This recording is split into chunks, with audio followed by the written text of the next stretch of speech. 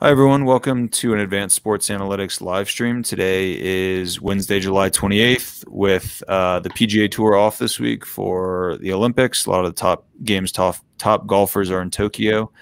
Set to tee off in an hour or two now.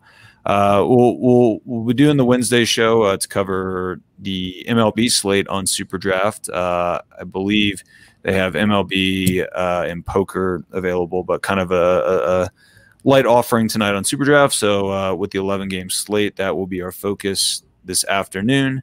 Talking through pitchers, preferred offensive stacks, maybe some one-off hitters here and there. But yeah, welcome Charles and Gus. Thank you guys for joining again. I feel like we've been on a good run here with covering some of these MLB slates. Thank you for having us. Yep. Charles, as usual, has an article up on the SuperDraft strategy site, strategy.superdraft.io. You can find that, access that for free. A lot of the stuff we'll cover in today's show will be available there as well, with some extra data tidbits, projections, top projected players at both the pitcher and hitter slots. So we'll start with you, Charles, and looking at pitcher. You have in the article Zach Wheeler and Heaney as your top projected pitchers. Both figure to have kind of a different makeup. Wheeler super solid, lower multiplier. Heaney kind of high volatility, exceptional matchup. Talk to me about those two guys, and then we can also discuss maybe, Gus, some alternates if you're looking to get away from Wheeler and Heaney. Yeah, so I mean, Wheeler's the guy we alluded to in our podcast maybe Friday, and he obviously had an incredible start: 7 innings, 7 hits, an earned run, and 8 strikeouts. I mean, he's just been incredible, really, and in top form. So he's got 160 strikeouts through the season, second most in the MLB, 6 behind Garrett Cole. He could take the lead tonight. 2.37 ERA, 1.01 WHIP. I mean, they're like top 15 in the MLB. He's a guy who is going to put up 100 pitches, like one of the few pitchers on the slate and kind of overall who gets to that 100-pitch mark consistently these days. He'll get late into the games. I mean, as you alluded to, the 1.55x multiplier means his ceiling isn't huge even on these great starts, but super high floor and super high win equity going up against the Nationals tonight. I think it's a great spot, and he's a pretty heavy one in my book here. And then the next guy, Andrew Heaney, pitching against the Rockies tonight. Kind of all around the place in terms of success this season. He's got a 5.32 ERA, which is a little elevated, 1.32 WHIP. Coming off of a really solid start against the Minnesota Twins, 7 innings, 2 earned runs, and 7 strikeouts. He's kind of just had a few games this season that's really blown up his ERA. He's got a few few innings and 7 earned run games, which really blew him up. But he's shown an ability to have some really excellent quality starts. So we really like him tonight against the Rockies. He's got a 26.8% whiff rate, which is well above the 22-ish% slate average, below our average walk rate. He's got solid command. So after the fall off from Wheeler, I'm liking Heaney as that second guy in the pitcher lineup tonight. Yeah, I think Wheeler is a guy who, for StatCast purposes, like doesn't necessarily pop. Just his kind of rates aren't astounding. Like his whiff rate is kind of average or so, maybe slightly above average. But he's been really good, really over the last 2 seasons at eliminating strong contact. And like you alluded to, I mean, the guy just works deep into games. I mean, he gets to 100 pitches with ease. Seems to just have a super long leash in Philadelphia, and like strikes out enough guys to just really pile on strikeouts in bulk some nights.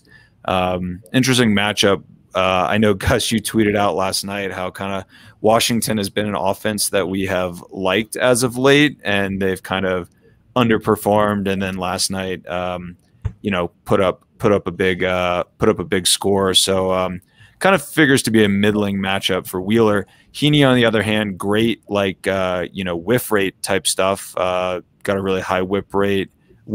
I'm sorry. I think he's in kind of the top quartile or so in the slate. I'm seeing 26.8% over the last 2 years, but he can't give up big contact. He's got one of the higher xWOBAs on the slate over the last 2 years, 0.407. That is fifth among starting pitchers today. So I do see some risk with Heaney, and I do think there's opportunity to get away from him. Molly's been kind of hot and cold, kind of more cold as of late. Gus, are you kind of locking in around Heaney and Wheeler, or are there alternatives that you might consider as a substitute for either of these guys? I am looking at Lucas Giolito of the White Sox. In fact, actually has the best whiff rate of all the pitchers for the last 6 months against both righties and lefties, and likewise for the last 2 years. The Royals are not an offense I'm terribly worried about. I do see that in terms of they don't strike out that much. They actually have the third lowest number of strikeouts over 99 games this season, but they do have one of the lowest OPS values. So I think Giolito is something that I would like to look at, but he is priced up obviously in SuperDraft at 1.35x. So you are going to have to be a little careful with that. But I think pairing with Wheeler, if you do want to play it safe, could be a good way to go. I liked Jose Suarez yesterday for Anaheim, and the day before I did like Shohei Ohtani.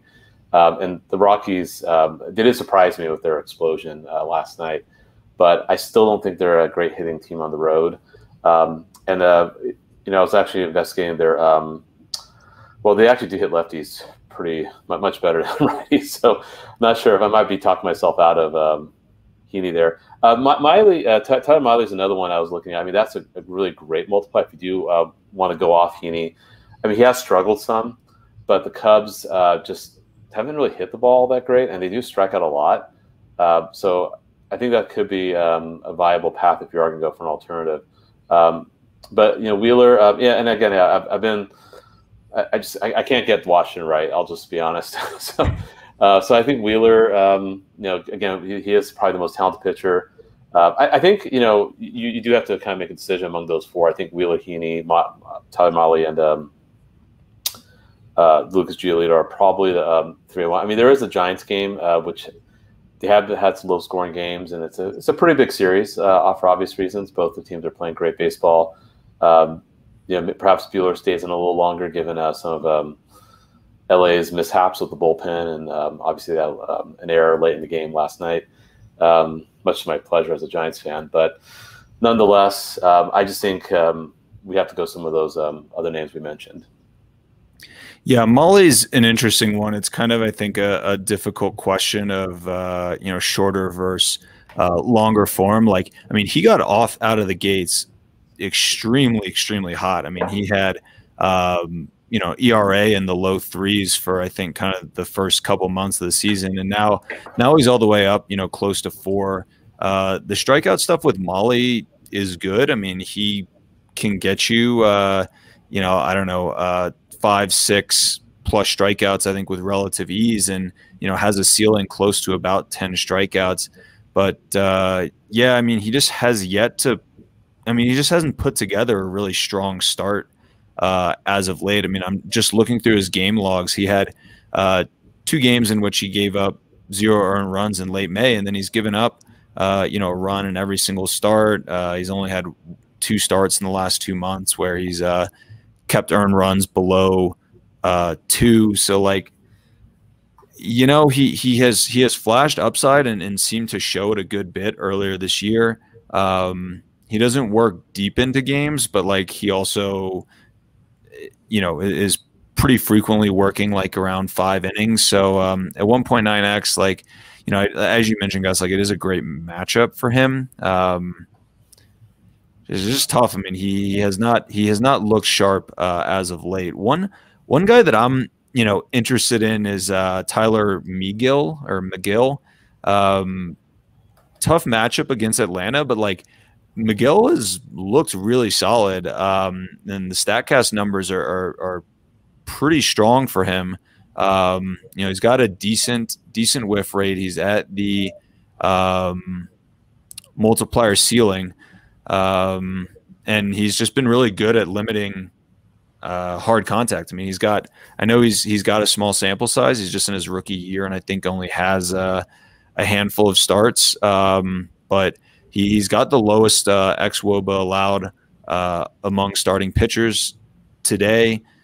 He's coming off back-to-back 6-inning shutout ball performances.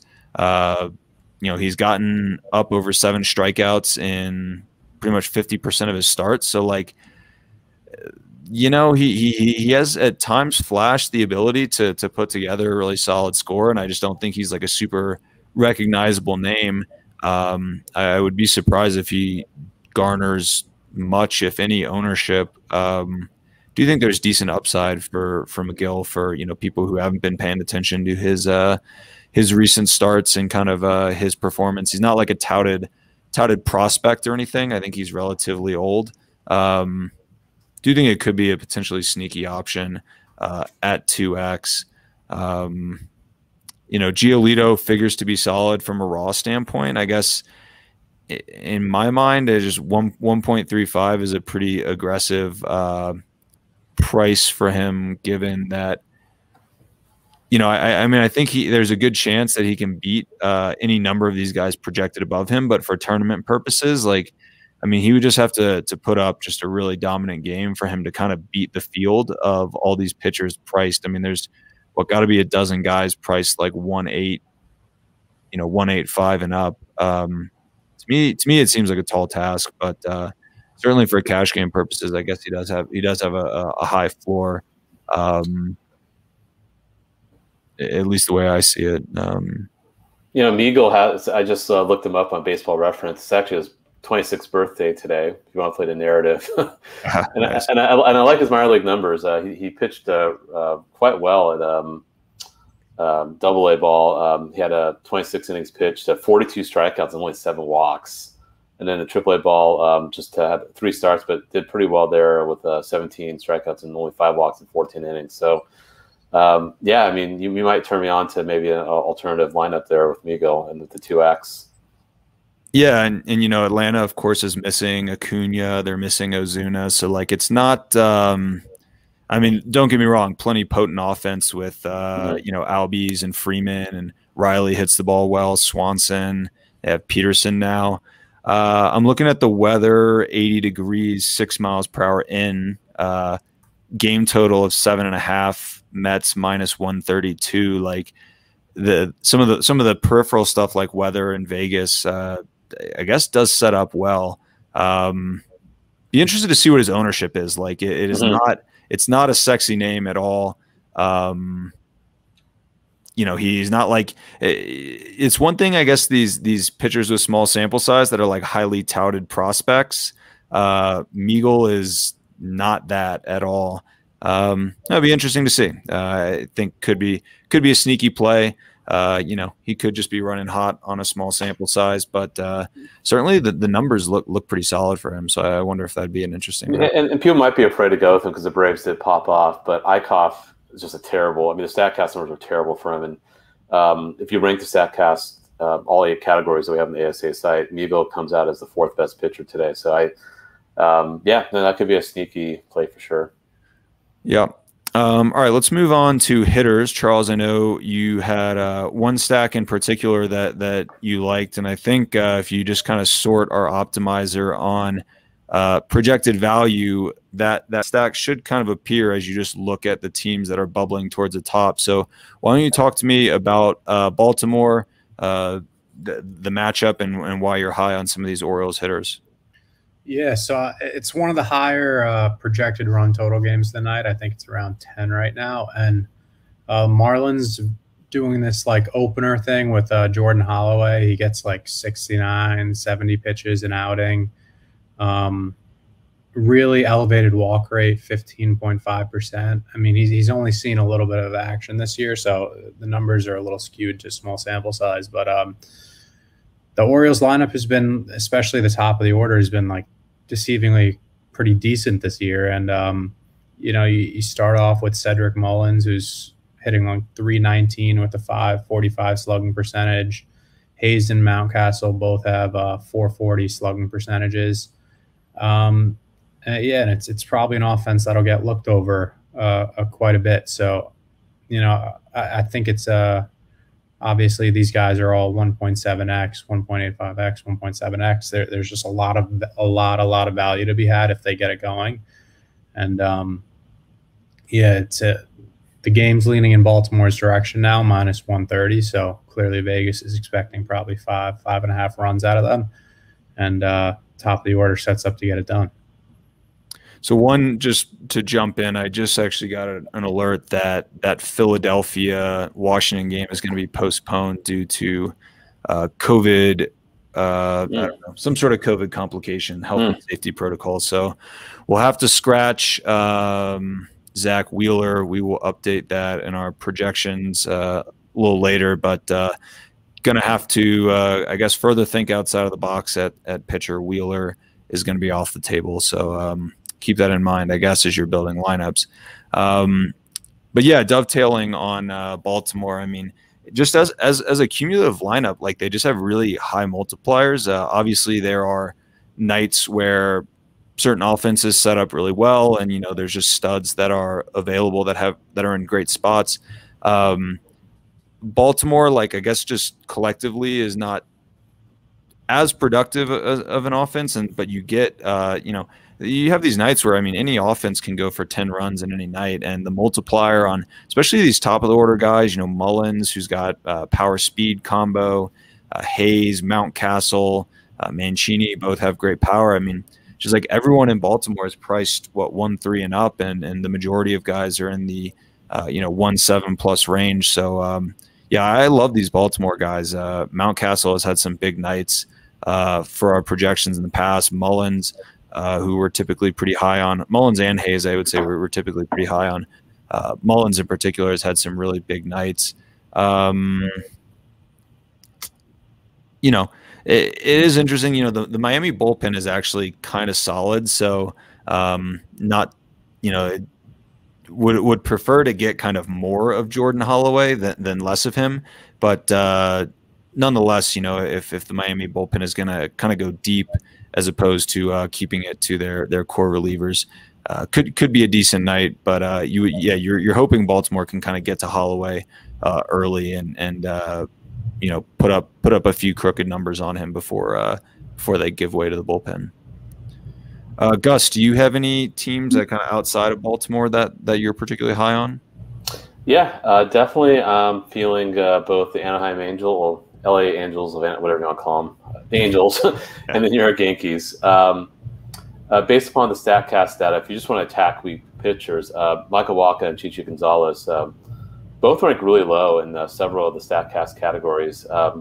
Again, one way I kind of use the database on the ASA sites where I take all the starting pitchers for the day and then just simply rank in all the categories. And those two guys just rank really, really low. Barrel rates are fairly high. They don't whiff. The ISOs, if I take a look at that really fast, are Chichi Gonzalez at 0.248 last 6 months. Michael Wacha at 0.282 last 6 months. Wobos are also high. If you look at against right-handed batters, actually the barrel rates increased quite significantly. Michael Wacha has a 0.15 barrel rate allowed against right-handed batters, and we all know the Yankees are very, very right-handed heavy. The other thing too I like about the Yankees is that Aaron Judge is back, and some people might roll their eyes if I bring up the WAR metric, but the Yankees just played better when he's in the lineup. I believe the Yankees are 46-39 with Judge, and without they're 6-8. There've been other seasons where they've struggled without Judge, and just his mere presence in the lineup, not the greatest multiplier on SuperDraft, but nonetheless, it's the Yankees lineup is back to how it should look. So I think that's one we really can't ignore. And again, going back to the Angels, I do think that's where it's like Baltimore. You do get some decent multipliers. If you look at Stacy, I think is the one I was really eyeing there, 1.75x. Even Walsh too, if he does play today, are two really high value bats. So and Chicho Gonzalez is not the greatest pitcher. Not sure how he's still around the league, but I think those are the two offenses that and again, I think ownership will be quite spread out. I don't think there's really going to be a heavy focus on just one offense. So I think you could get ownership numbers that could work to your advantage if both of those offenses do well. Yeah, I always like just the way kind of SuperDraft's been pricing Walsh, Ohtani, and Upton this year. That to me feels like a pretty formidable flush of hitters for Los Angeles, and they always kind of, they frequently bat in this 2-3-4 type order.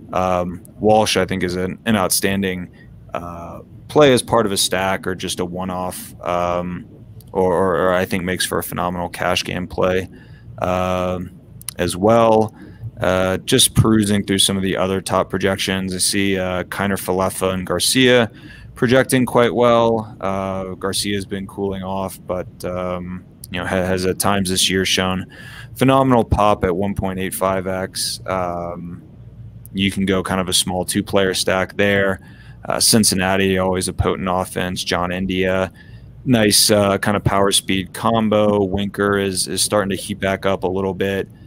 Joey Votto, I'm not seeing towards the top of our projections, but he's been on fire lately. So you could just kind of ride the hot hand. It looks like we got a pretty good projection on Votto. So you could stack these Cincinnati guys 1 through 4, take 3 of the top 4 guys. Think also those guys set up quite well. They're playing in Chicago. Looks like negligible amount of wind. The game total seems relatively strong. Probably, I think it looks like it's tied for the highest total on the slate. So I don't know. Cincinnati to me seems compelling. But yeah, I think 11-game slate. There's a number of different ways you can slice it. I find for these for the larger the slate, kind of trying to take a more correlated stacked approach and not trying to get too fine with nailing a successful one-off plays is a reasonable approach. Going something like 3-2 and then taking one off or something like that. Well, yeah, good luck tonight, guys, on SuperDraft. Be interesting to see how ownership shakes out with these pitchers and with the news of Wheeler being out. I think he kind of projected as the clear strong play, but doesn't now that he's off the slate, I think it's kind of the Wild West. So it'll be interesting to see kind of where people gravitate. Anything you guys want to add before we sign off for the day? Nope. All right, great. Well, yeah, thanks everyone for tuning in, and we'll be back Friday with a MLB preview to close out the week.